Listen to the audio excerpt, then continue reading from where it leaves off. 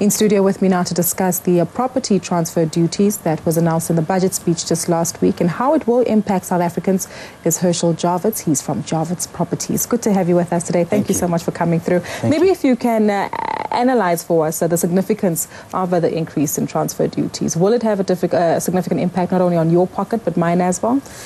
I think for everyone. So I think really what the minister has done is taken from Peter to pay Paul, so to speak. So what we got was an increase in the threshold below which transfer duty is not payable from 600,000 to 750,000, which is really just a catch-up of property prices over the last couple of years.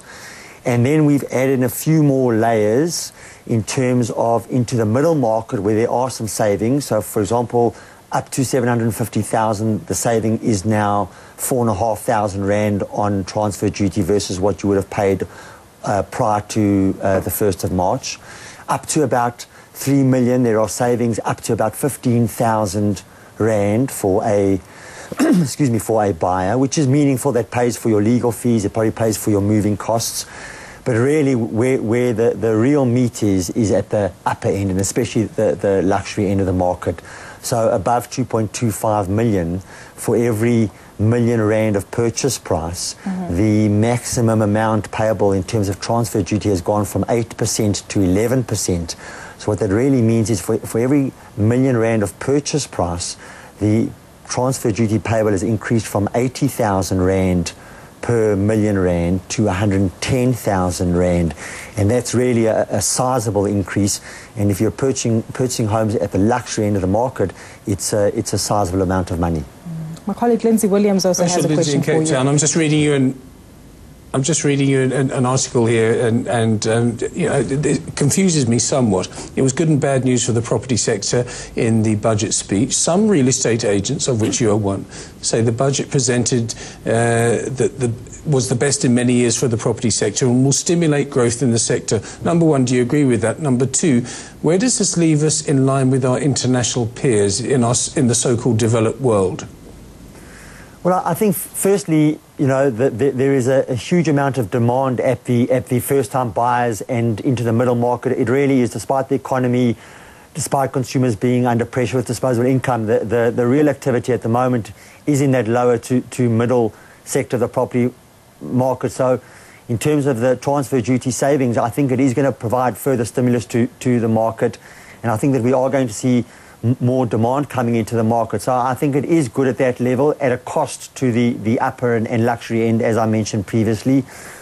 South African transfer duty is still very expensive relative to the developed world. So when you look at the transaction fees going in terms of transfer duty, your estate agents' commissions, which are more or less okay relative to the international market, your transaction costs are in the region of 13 to 15% now at that end of the market. So when you think about property price growth at the moment, roughly 6 to 7% year on year, you're probably in a sort of a 2 to 4 year cycle before you recoup your transaction costs going in and out. And it is expensive relative to international markets.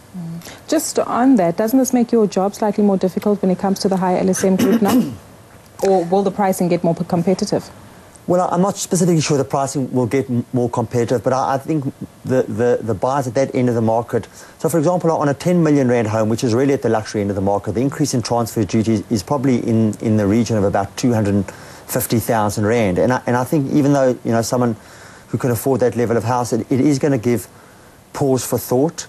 It may be about a deferred purchase. It may be about looking at an alteration to improve a property versus buying. And I think, once again, you know, that's on top of increasing personal income tax at the highest marginal rate from 40 to 41%.